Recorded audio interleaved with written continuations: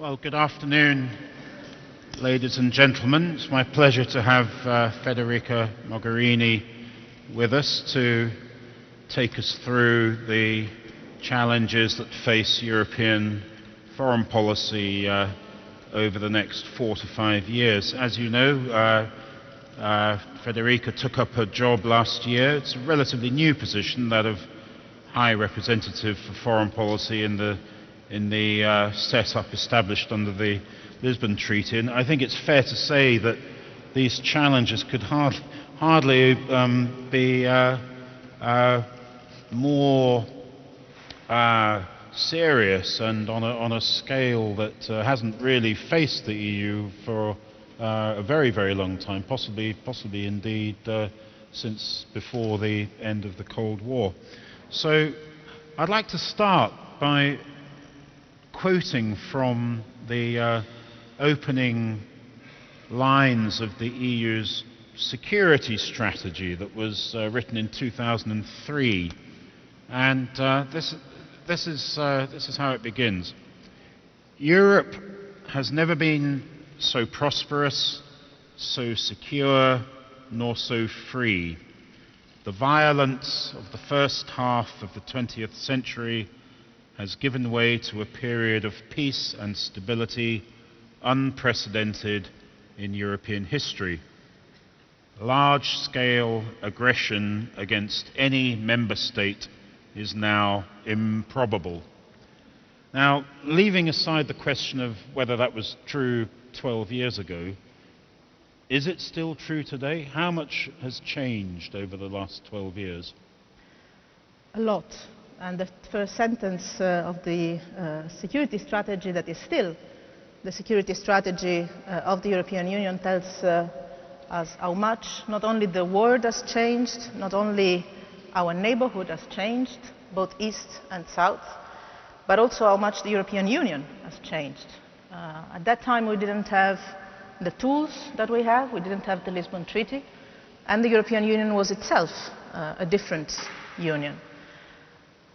The situation is clearly different today. That's also why I've started a process of review of our security strategy. I will present at the June European Council an assessment of the global challenges and their impact on the European Union, also including an assessment of our tools as European Union, different institutions, on how we can deal with that. And I would expect that from that Council onwards we can work on a new strategy, probably not limited to security, because I think one of the defining lines of these times is that it's difficult to draw the exact line between what is an external threat and challenge and what is internal. I think that more and more we see challenges coming from outside, but also threats that are internal, and the line has to be flexible also in our tools. That's also why we've started to work more and more with the interior ministers, together with the exterior ministers, with the defense and foreign ministers together, crossing a little bit the lines and the borders also inside Europe. But before we move to the external threat or the external ring of instability we have all around us, which is relevant, very relevant. I tend to say to my interlocutors, especially when I travel far, we realize in Europe that at these times the place of the world with the highest level of instability is probably our region, which means a lot in terms of responsibility we have to take. But before we go to that, if you allow me, I would remember that exactly one year ago, I was sitting in probably this chair. I don't know if the color was the same, but I guess so. We were at the eve of the European elections, if I'm not wrong, and we were discussing the State of the Union. And we were discussing our anxiety concerning the future of our Union, the fear of a disgregating European Union, maybe even the end of our Union as we knew it and as our fathers and grandfathers built it. And I remember that as a minister at that time, I was trying to explain how the priority of the Italian presidency would have been, among other things, trying to guarantee a smooth institutional transition. And I would like to start from here because this is the starting point also of our foreign policy, our internal State of the Union. If our State of the Union is strong, as the Americans say, then also our foreign policy can be strong. And what I can say today is that for sure this year, today, our State of the Union is stronger than it was last year. This doesn't mean that it is strong. I think we have a lot of work to do. But I think that in this year we have started to do those changes that can allow European Union to survive by changing. I'm convinced that the only way of making sure that the European Union deserves the Nobel Peace Prize not only for the past but also for the future is changing our Europe. And if you allow me one sentence in Italian, in italiano ci riferiamo spesso a quello che è stato definito dopo l'unità d'Italia la necessità di fare gli italiani dopo aver fatto l'Italia. Credo che siamo esattamente nella stessa condizione in Europa e come europei. Dopo aver fatto l'Unione Europea, dopo esserci dati gli strumenti che servono per politiche europee, anche nel campo della politica estera e della sicurezza, dobbiamo fare gli europei. Dobbiamo costruire quella volontà politica che ci consente di utilizzare gli strumenti in pieno. And this is very much true also for facing the challenges that, yes, are there today as they were not there in 2003. It's certainly true that getting things right at home is an essential starting point for projecting an effective foreign policy. But don't you think the challenges go beyond just the EU? I mean, what's happened in the last 15, 16 months or so on the EU's eastern borders really affect the entire security architecture that was built up from, say, the 1970s onwards. I mean, this has now been ripped up. So it requires working with the United States, for example, to have some role in sorting out the Ukraine crisis. But it's more than just getting the EU's internal house in order. It really involves every single actor in and outside the EU. Definitely so. What happened over the last, as you said, 15 months, more or less, in Ukraine and around Ukraine, has something to do with not only Ukraine, but with the security in Europe. I would say also the world order as we imagine that. And as we are finding out more and more in these days, is looking very much similar to a world disorder rather than a new order. There's a very relevant book about that published recently, even I think in Italian, or maybe it's out in English in Italy as well. I've seen the English copy of that. I'm referring to Kissinger. Henry Kissinger's exactly. book. Yeah. But you're perfectly right. It's not only something that refers to the future of Ukraine, the present of Ukraine.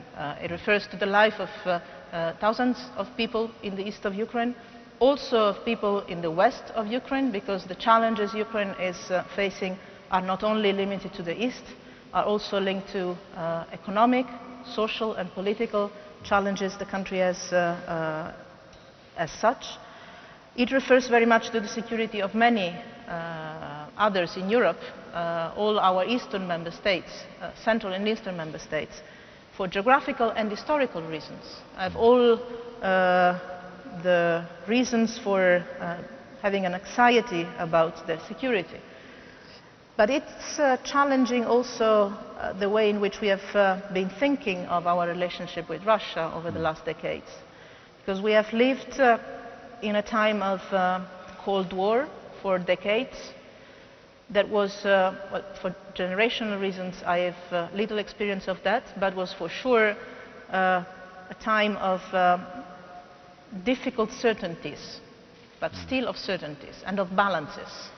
You could see where the equilibrium was. And deterrence worked. Then after the fall of the Berlin Wall, we had invested a lot, both as Europeans and also as a transatlantic community. I think of the investment that NATO has done in building up the relationship with Russia for decades. And Russia has been one of the countries with whom the European Union has invested the most in terms of what we call strategic partnership.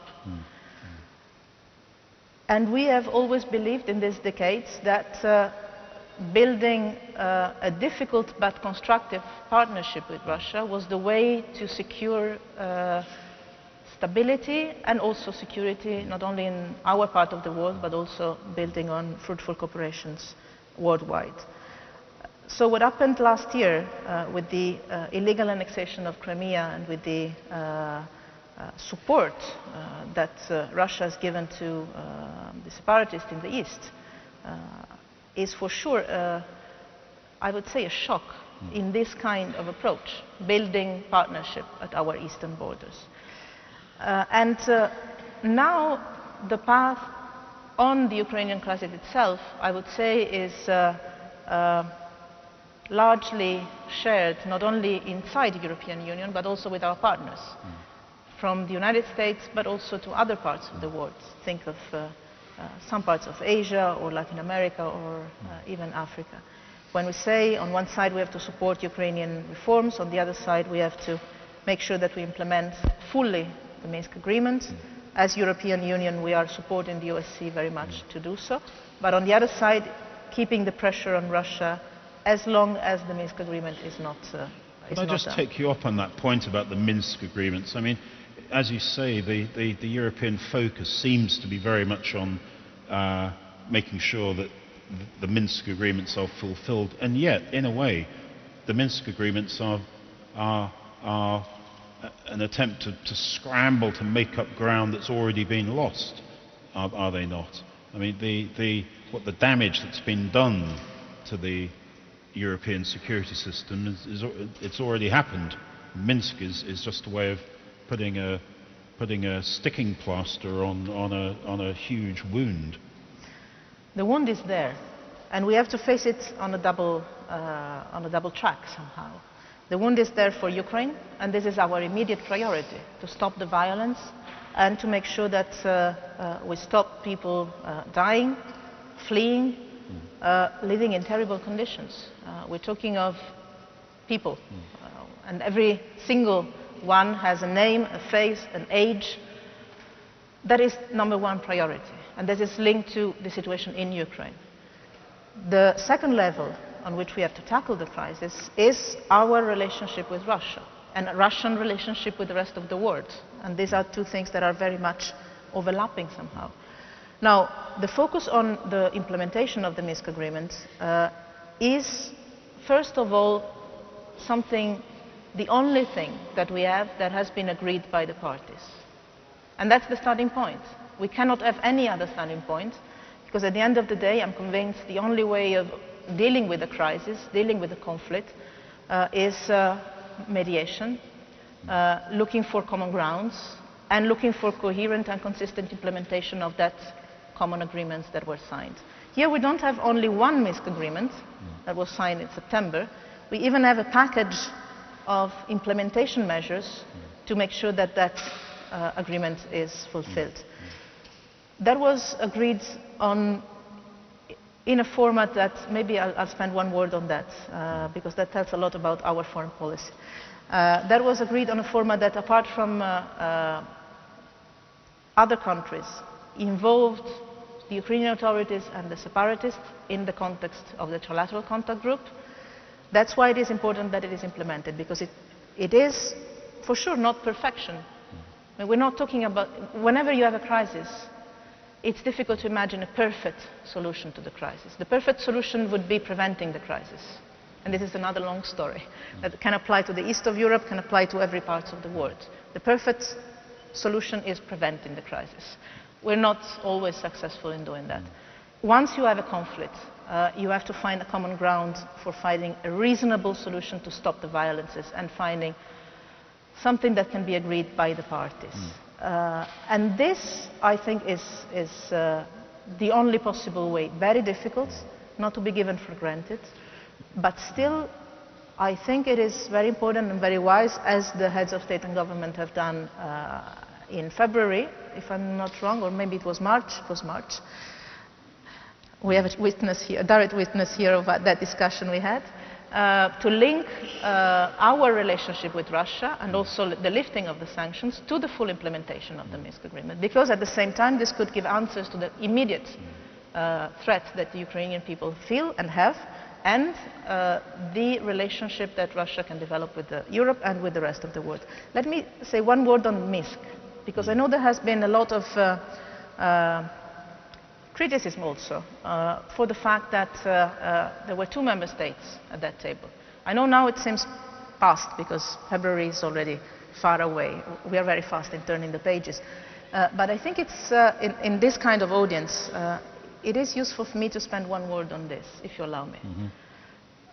I think that one of the limits of our past approach to foreign and security policy, and also to other kind of policies, sometimes also economic policies, has been that of putting in a sort of contradiction the member states and Brussels, as if we had a capital of the European Union, the place where the headquarters are, Brussels, with people that are Europeans. And then you have the Germans, the Irish, the Finnish, the Portuguese, the Maltese, the Bulgarians, which is something different. I don't know if that is because I was a minister myself of a member state, but I find it completely far from reality, thinking there is a disconnection or even a contradiction between Brussels and our 28 member states. Europe is what the member states do of it, and the member states, in, I would say, 99% of the cases, can only achieve their results in national interests policies, related policies, through a purely European approach. So I think that the presence at that table of 2 member states that started almost 1 year ago now, fruitful conversations with Russia and Ukraine on the format, on the way out of the crisis, was also a way of having the European Union at the table.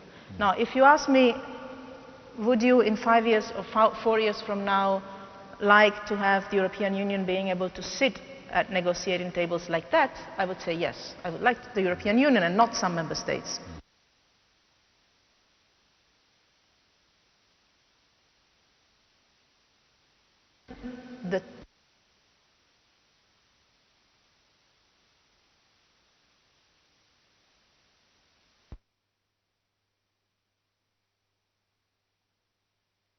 And also the good level of not only information but consultation that was always there between the 2 countries of the Normandy format that are members of the European Union and, as some would say, Brussels.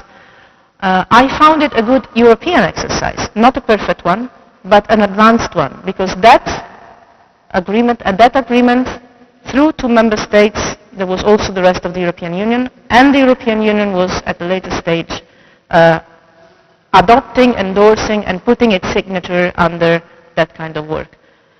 So, not a perfect, that comes back to what I said, the state of our union is not strong, it's not perfect, but I think it's getting stronger, and it's getting closer to, in principle, what could make it, at the end of the day, a true European foreign and security policy, which is not yet the case.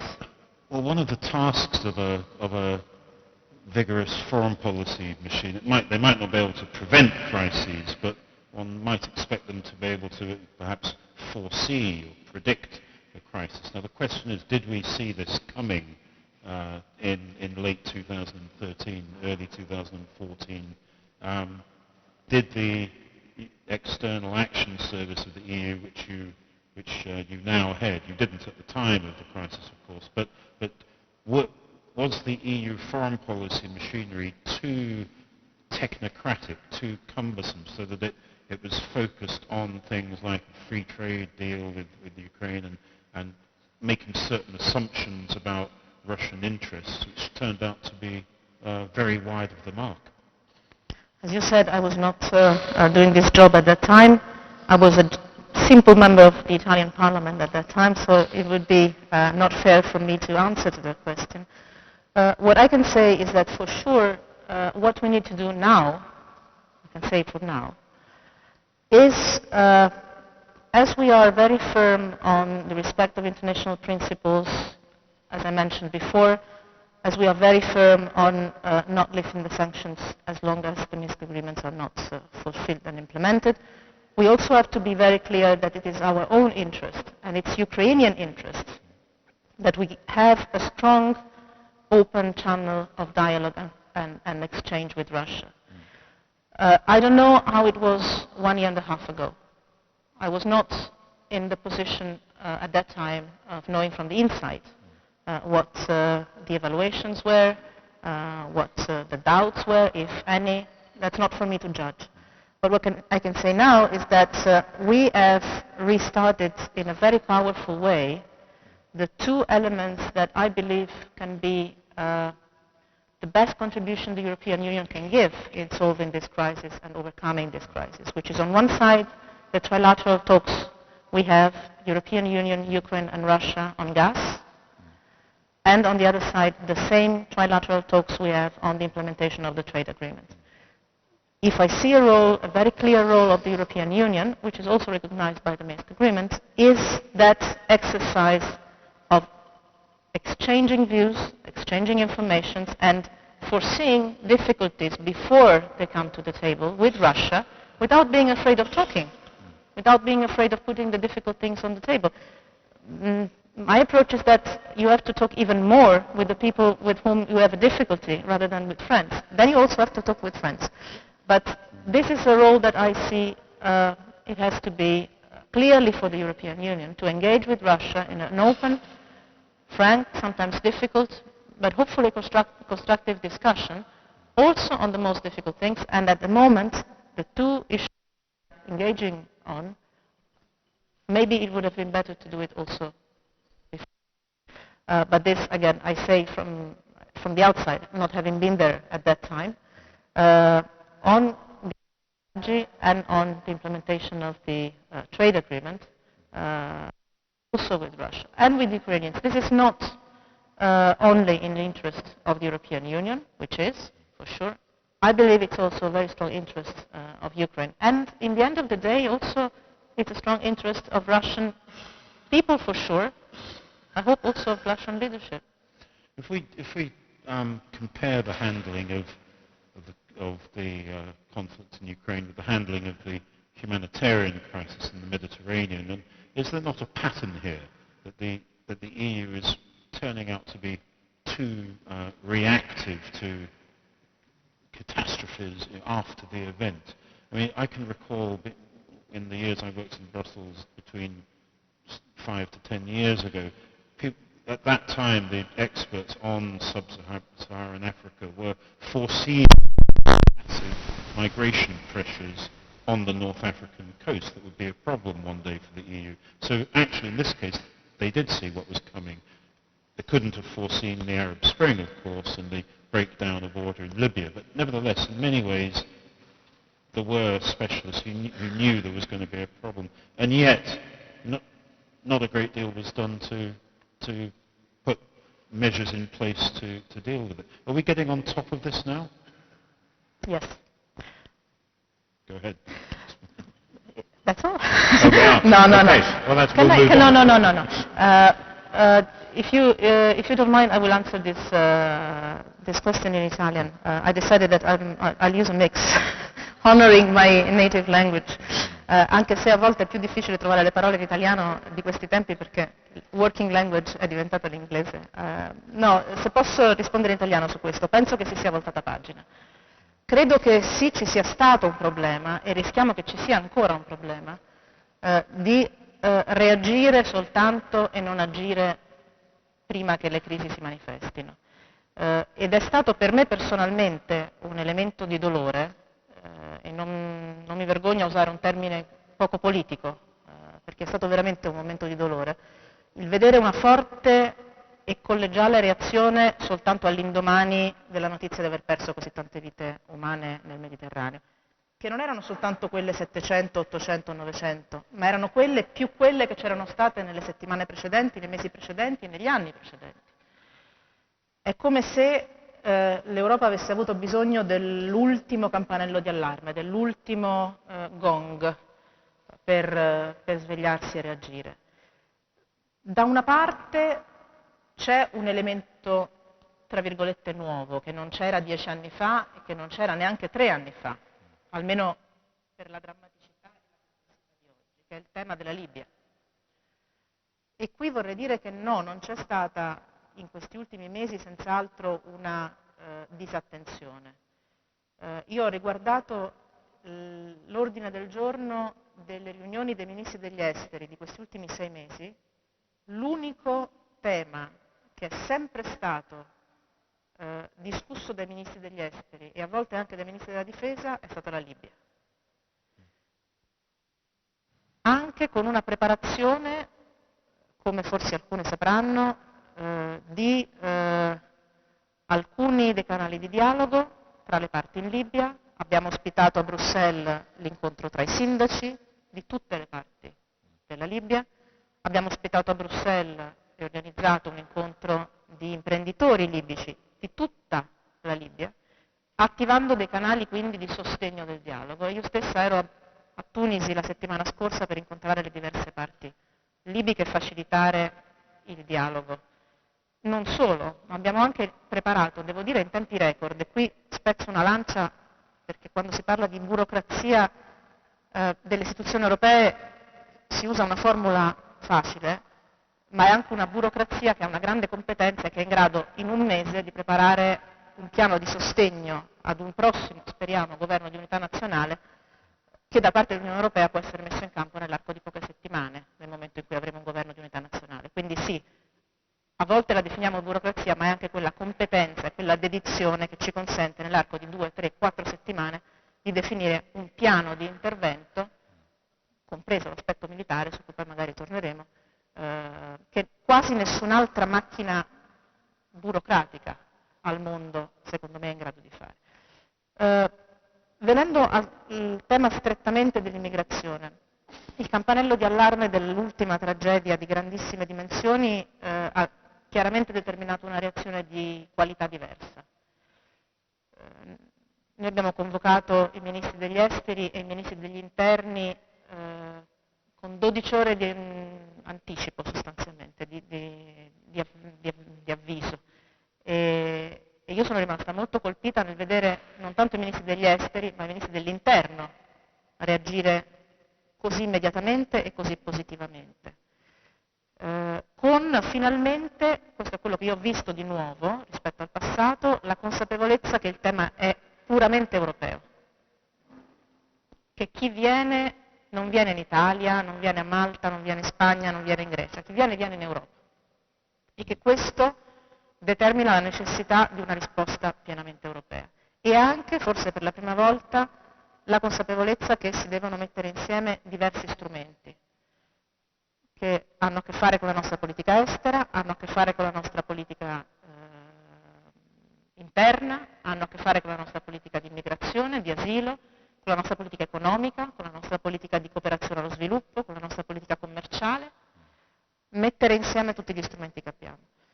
Quello che è stato preparato dai ministri degli esteri e dell'interno e poi discusso e deciso al Consiglio europeo del 23 di aprile è un primo segnale di questo cambio di direzione, di questa svolta. È come se ci fosse stata un'inversione a U e ora fossimo all'inizio dell'aver intrapreso la strada nell'altra direzione, quella giusta. Cioè mettere insieme le energie, le risorse e le competenze europee, al di là di quelle dei singoli Stati membri, su 3 capitoli.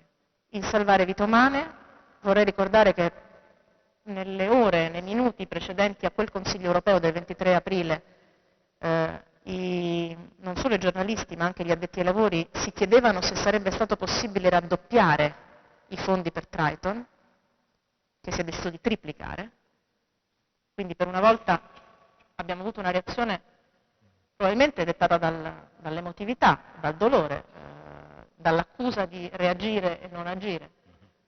Secondo, sul contrasto ai trafficanti, e immagino che qui avremo modo di andare più nel dettaglio, anche qui con una serie di azioni, non soltanto quelle mirate al contrastare l'ultima fase del viaggio, che noi vediamo il dramma del Mediterraneo, ma ogni tappa che c'è prima di arrivare sulle coste del Mediterraneo è una tappa di dolore e di morte per molte di queste persone. E terzo, che è la parte più complicata e su cui c'è più strada da fare a livello di condivisione europea, la condivisione della responsabilità dell'accoglienza. Questo è e sarà il punto più delicato su cui mercoledì prossimo, insieme a Timmermans e Avramopoulos, presenteremo l'agenda per l'immigrazione della Commissione europea. I'd like to touch on an area, so to speak, between the Mediterranean and Ukraine, and that is what the EU some years ago decided to call the Western Balkans, which I think was a term not known in the Western Balkans before it was invented. But anyway, what is striking about this area, of course, is the sense that... And they always point out the fact that Croatia and Slovenia are part of the Western Balkans, because now we tend to refer only to very true. the other countries. Yes, indeed, very true. I think they prefer to be sort of Mitteleuropa rather than Western Balkans. But in any event, now you're a member of a European Commission, one of whose earliest pronouncements was that there would be no enlargement in the 5-year term of that Commission, which, of course, was in many ways stating the obvious, because it was unlikely any country would meet the conditions in 5 years. Nevertheless, was it the right signal to send to the countries that aspire to membership? Have you sensed in your travels in the region since you took office that there is a fear of being neglected or being told a tale that will never end? I was traveling in the region, I would say 4 times probably in this first 6 months. And I've met many, I think all the leadership of the countries of the Western Balkans that are not members of the European Union in this month.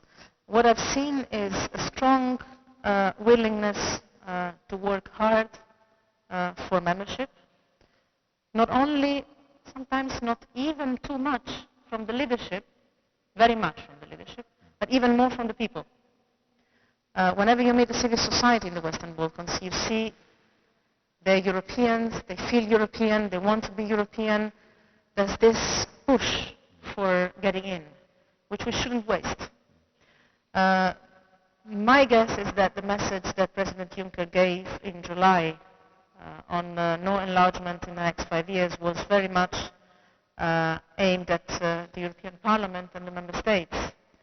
And we are passing the message to the Western Balkans countries that we have to work very hard, both of us, them but also us, to make sure that 5 years plus 1 day, if we manage to get ready, this page can turn.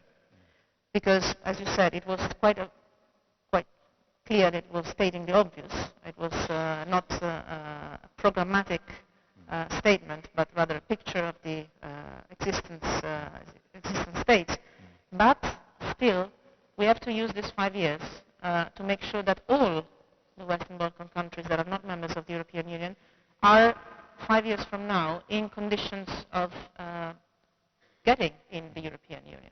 It will be obviously very different, one situation from the other. But I can say that from Sarajevo to Belgrade to Tirana, all of them, the political will is there, at least this is what I see. Political will is there. The people aspiration is strong. And this is the only area in the world, I would say, where the added value that the European Union can bring is not comparable to the added value of any other actor in the world. There, it's either the European Union making a difference, and the process of getting in the European Union, what we call the transformation of power, which is a strange formula, but gives the sense, or there's not going to be any other dynamic that is going to change that societies and that systems in that same powerful way. And yet Chancellor Merkel observed some months ago that there were signs of Russian attempts to increase influence in the region. How seriously should we take that? There's also another serious issue there, which is the increasing attempts of Daesh to recruit people in the Western Balkans. It could become the crossroad of different challenges we have. I just came back from China yesterday, Fiumicino allowing.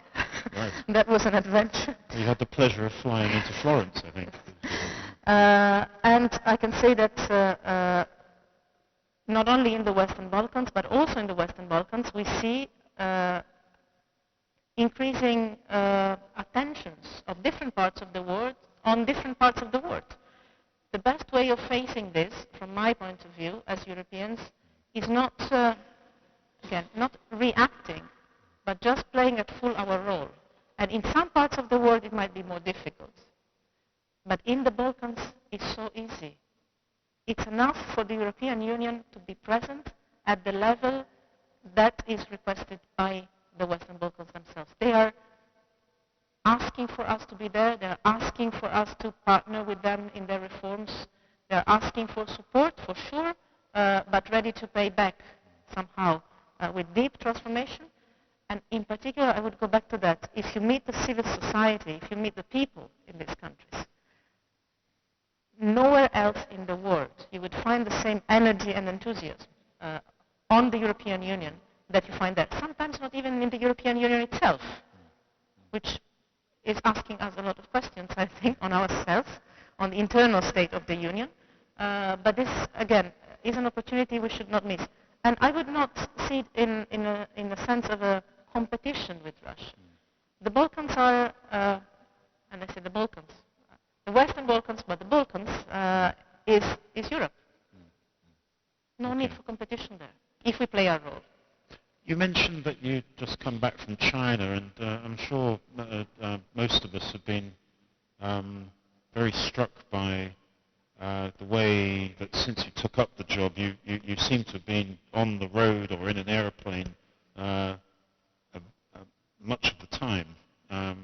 Now, what does that tell us about the way you see your job? I mean, how much is it a job where it's your role to be out there in different regions of the world explaining the European position of things? And how far is it to be in Brussels and looking after your staff and making sure that that they're motivated to do the right thing? And how far is it to deal with the other EU institutions, the Council and the Parliament? It's the daily question that not only me, but all the people I work with in Brussels and in delegations ask.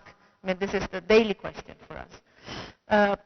Because I've started by saying, and I would stress it very much today, I'm convinced that the most important part of my job is in Brussels.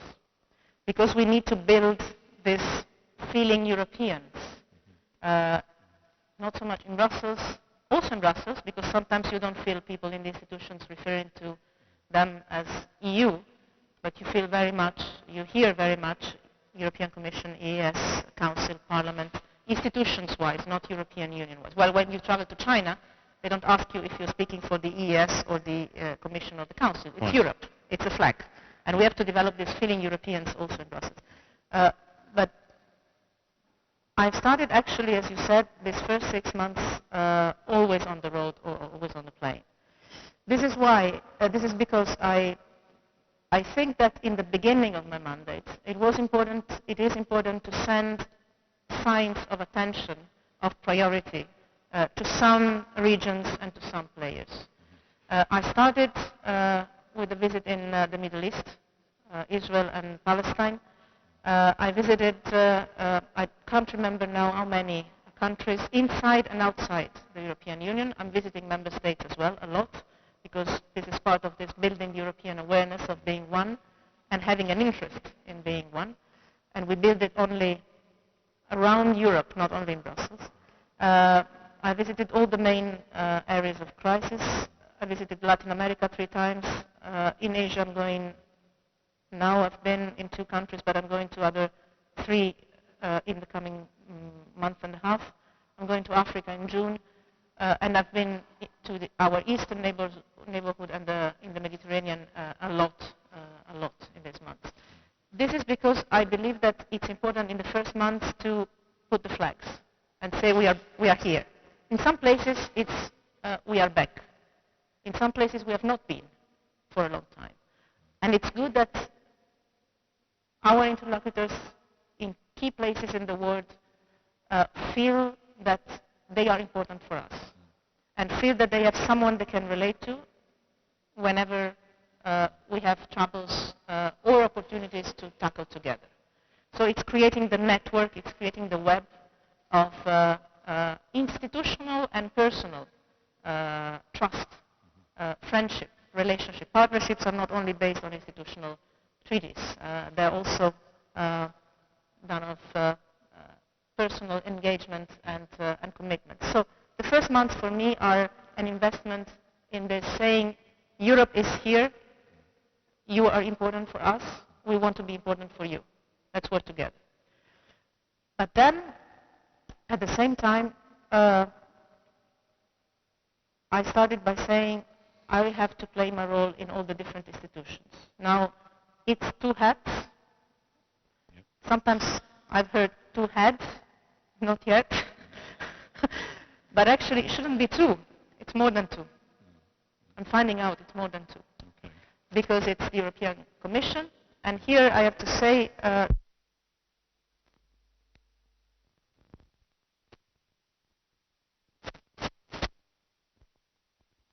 this group of commissioners on external relations that started with 5, the core business. We've met so far every month, preparing either for Commission decisions or Foreign Affairs Council or other councils' decisions. We're now working, for instance, very much on the preparation of the June European Council on Defense. But from 5 commissioners, last time we were 11. Because actually, there's no commissioner that doesn't have also an external impact of their work. Being it research and technology, and being it economy. With Katainen, we discussed about investment plan and the way in which this can used in relation with other partners.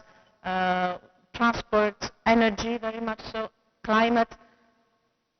We have to make coherent the work of the European Commission on external relations in all chapters of our action. But then, this is the first chapter.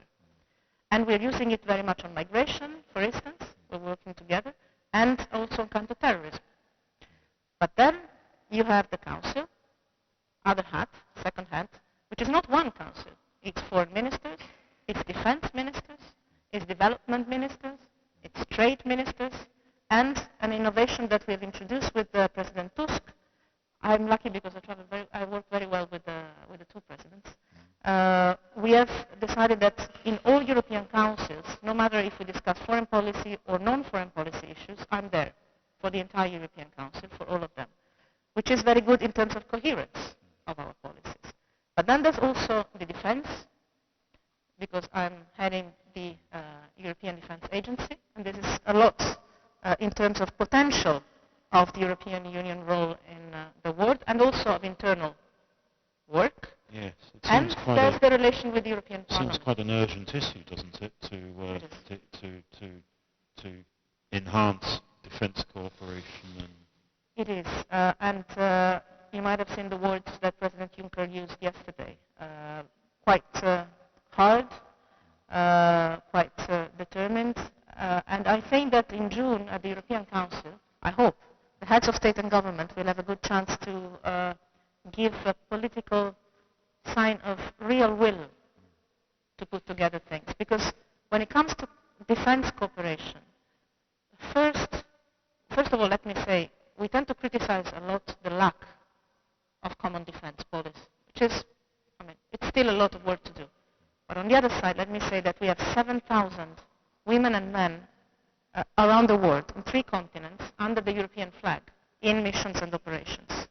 And I would like to thank them because they're doing an excellent work with our flag, of different nationalities, not only of the European Union member states, but also of our partners, not only in our region, but also far away of our region, from Australia to Chile, ready to work together to try to increase the chances for peace and cooperation in the world. So we have good starting points, but we need to develop them much, much more. And here comes the cooperation between institutions, among institutions, comes the political will of the member states, because that is depending on the willingness to invest, but also the political use we make of it. Political is not the right word in English. In Italian we will say the political use we make. But the capacity to use the tools we have, not because we have to use them, but because they're useful. I think that Timmermans this morning mentioned this. Strengthen the defense side of the European Union, not starting from what would be good to do in principle, but what is requested from the situation. And that is exactly the spirit we have to build on. Take Libya. In 2 weeks. The last European Council was exactly 2 weeks ago, 2 weeks and 1 day ago, when I was asked to present plans for a possible CSDP operation to fight traffickers. 2 weeks. Now, 1 week ago, which means 1 week after, we've presented to member states options for a CSDP operation to fight trafficking and organization. On Monday, I'll be in New York briefing the Security Council on this. This is a perfect example on decisions taken at the Council, political level, work done in Brussels to present options to member states, work done in connection with the UN to build consensus on a possible military operation, and going back to the foreign ministers and defense ministers 10 days from now, on the 18th, for a formal decision, less than 1 month in total, for a CSDP operation. This is not theory. This is, we need something. We might have the instruments for doing something. Let's see if then the member states go back to take the responsibility and put the money and the men and women that and the assets that we need for the operation. But this is the way in which we should use our tools. Not because theoretically we have to use them, but because we need them. Does it not depend on getting a Security Council resolution, though, in New York? I mean, how likely is that? That might be harder than was thought a week ago. When 2 weeks ago, when I was tasked to develop this preparation, I thought, well, we have basically 2 options. There are 2 elements that could frame this.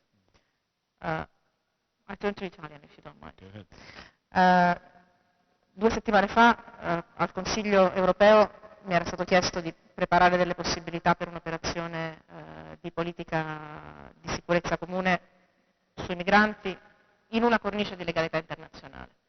E gli elementi di una cornice di legalità internazionale potenzialmente sono 2, in alternativa o in combinazione.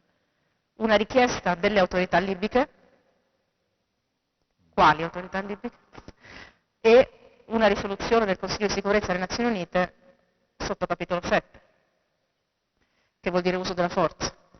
E ho detto al Consiglio europeo, difficile capire quale dei 2 scenari sia meno mission impossible, perché entrambi sono estremamente complicati. Oggi posso dire, dopo aver fatto una prima missione a New York e averne parlato a Washington, anche con Mosca e con Pechino recentemente, che l'opzione di una risoluzione del Consiglio di sicurezza delle Nazioni Unite non è impossibile.